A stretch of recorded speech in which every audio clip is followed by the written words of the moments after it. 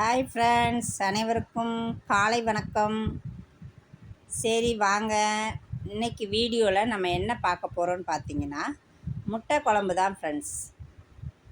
முட்டை குழம்பு எப்படி செய்கிறதுன்றத உங்கள் மலரக்கா சொல்கிறேன்.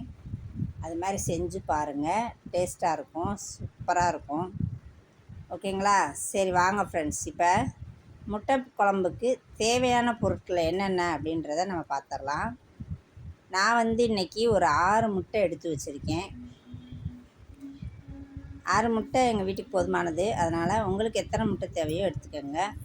2 தக்காளி, 2 பெரிய வெங்காயம், கருவேப்பிலை, மிளகு, சோம்பு, கசகசா, சின்ன வெங்காயம், தேங்காய், தேவையான அளவு உப்பு ஃப்ரெண்ட்ஸ். இது போக வீட்டில் அரைச்ச மிளகாப்பொடி வேணும், மஞ்சப்பொடி, இஞ்சி பூண்டு விழுது, இதெல்லாம் சேர்த்துக்கோங்க. இப்போ அரவைக்கு என்னென்னு பார்த்திங்கன்னா தேங்காய், சின்ன வெங்காயம், அப்புறம் சோம்பு, கசகசா, மிளகு, இந்த 5 ஐட்டத்தையும் நம்ம ஜாரில் போட்டு நல்லா வலுவலுன்னு அரைச்சிக்கோங்க. நல்லா நைஸாக அரைக்கணும் ஃப்ரெண்ட்ஸ். அரைச்சி அதையும் ரெடி பண்ணி வச்சுக்கோங்க. அதுக்கப்புறமா ஸ்டவ் ஆன் பண்ணி கடாயை வச்சுருங்க. தேவையான அளவு உங்களுக்கு குழம்புக்கு எவ்வளோ தேவையோ அவ்வளோ ஊற்றிக்கலாம் எண்ணெய். நான் இன்றைக்கி நல்லெண்ணெய் தான் எடுத்திருக்கேன். எப்பயுமே எங்கள் வீட்டில் நல்லெண்ணெய் தான் யூஸ் பண்ணுவோம். நான் இன்றைக்கி செக்கில் ஆட்டின நல்லெண்ணெய் எடுத்திருக்கேன். ஓகேங்களா? எண்ணெயை ஊற்றியாச்சு. அதுக்கப்புறமா கடுகை போட்டோம். கடுகு வெடிச்சிருச்சு. கருவேப்பிலையும் போட்டாச்சு. இப்போ பெரிய வெங்காயம் 2 வெங்காயம் சேர்த்துருக்கேன். இதில் சின்ன வெங்காயம் கொஞ்சம் அரைச்சி ஊற்றுனா டேஸ்ட்டாக இருக்கும். அதனால் சின்ன வெங்காயத்தை அரைச்சாச்சு. பெரிய வெங்காயத்தை படிப்படியாக நறுக்கி நல்லா நம்ம வதக்கிடணும்.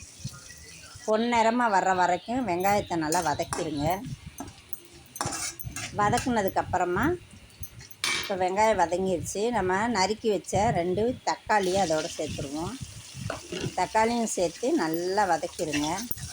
இது தான் எப்போயுமே தெரிஞ்சது தானே, தக்காளி எப்போயுமே சீக்கிரம் வதங்காது. அதனால் என்ன பண்ணுறீங்க அப்படின்னா, நம்ம தேவையான அளவு உப்பு எடுத்து வச்சுருக்கோம். அந்த உப்பையும் இதோடு போட்டு நல்லா வதக்கிடுவோம். உப்பு போட்டால் மட்டும்தான் ஃப்ரெண்ட்ஸ் சீக்கிரமாகவே தக்காளி வதங்குது. அதனால் என்ன பண்ணுறீங்க, உப்பையும் போட்டு நல்லா வதக்கிடுங்க. தக்காளி எப்பயுமே நல்லா மசிஞ்சிடணும். முழுசாக இருந்துச்சுன்னு வச்சுக்கோங்களேன், அதுக்கு நமக்கு அந்தளவுக்கு டேஸ்ட்டு கொடுக்காது.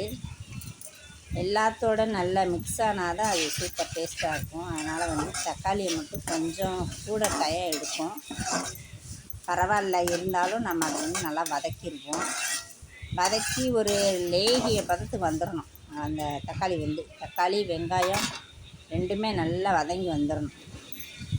வதங்கி வந்ததுக்கப்புறமா நம்ம என்ன பண்ணணும்னா இஞ்சி பூண்டு விழுதையும் போட்டு ஒரு செகண்ட் அப்படியே வதக்கணும். ஏன்னா பச்சை வாசனை போகணும் இல்லையா. இஞ்சி பூண்டு போட்டு நான் இந்த தடவை அரைக்கலை, தட்டி போட்டிருக்கேன்.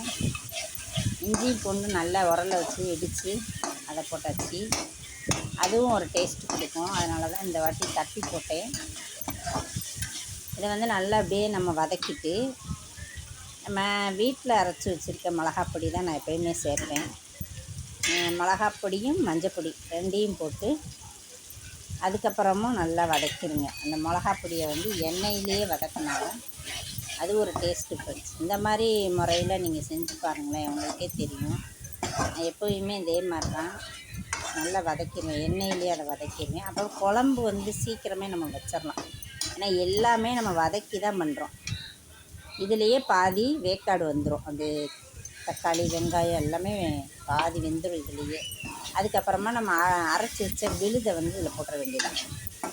தேங்காய் நல்லா நைஸாக அரைக்கணும். நல்லா நைஸாக அரைச்சி மிளகாப்பொடி, தேங்காய் எல்லாத்தையும் நல்லா போட்டுருங்க.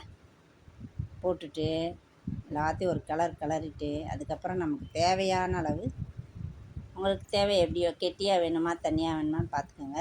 எனக்கு இன்றைக்கி கொஞ்சம் மீடியமாக தான் நான் வைக்கிறேன். ரொம்ப தண்ணியாகவும் இல்லை, கெட்டியாகவும் இல்லை. எனக்கு தேவையான அளவு தண்ணி விட்டுக்கிட்டேன். உங்களுக்கு என்னன்னு பார்த்துக்கோங்க. அதுக்கேற்ற மாதிரி தண்ணி விட்டு நல்லா கொதிக்க விட்ருங்க. 2 கொதி வரணும். நல்லா கொதிக்கிற சமயத்தில் நம்ம என்ன பண்ணணும்னா முட்டையை உடச்சி வச்சுக்கணும். முட்டையை உடச்சி அதை ஒரே இடத்துல ஊற்றணும். ஒரே இடத்துல விட்டால் தான் அது அப்படியே குமிழாக வரும். இப்போ நான் வந்து 6 முட்டையும் வந்து அப்படியே கடாயை சுற்றி ஊற்றினோம்னா கரெக்டாக இருக்கும். அப்படியே ஒவ்வொரு இடத்துலையா ஊற்றிட்டு அதை வந்து உடனே நம்ம கிளறக்கூடாது ஃப்ரெண்ட்ஸ். கிளறணும் அப்படின்னா அப்படியே பீஸாக உடஞ்சிரும். அதனால் என்ன பண்ணணும், ஒரு 2 நிமிஷம் அப்படியே வேக விட்டுட்டு அதுக்கப்புறமா லைட்டாக பெரட்டி விட்டோம்னா அப்படியே ஒரு கொதி வந்துடும். அவ்வளோதான் ஃப்ரெண்ட்ஸ், முட்டை குழம்பு ரெடி. இப்போ வந்து நம்ம சுடு சாதத்தில் அப்படியே முட்டை குழம்பை ஊற்றி பார்க்கும்போதே பாருங்கள் ஃப்ரெண்ட்ஸ், சாப்பிட்ணும் போல் இருக்குது. இதுக்கு சைடிஷ் என்னென்னு பார்த்தீங்கன்னா, நான் வந்து இன்றைக்கி அரைக்கீரை கடைஞ்சேன், அதை வச்சுருக்கேன். உங்களுக்கு தேவையானது எதுவோ நீங்கள் செஞ்சு சாப்பிட்டுக்கோங்க. அரைக்கீரையும் முட்டை குழம்பும் செம்ம டேஸ்ட்டாக இருக்கும், அதான் நான் செஞ்சுருக்கேன். ஓகே மக்களே, வீடியோ பிடிச்சிருந்தா லைக் பண்ணுங்கள், மறக்காமல் சப்ஸ்கிரைப் பண்ணுங்கள், உங்கள் மலரக்காவுக்கு சப்போர்ட் பண்ணுங்கள் ஃப்ரெண்ட்ஸ். ஓகே, பாய்.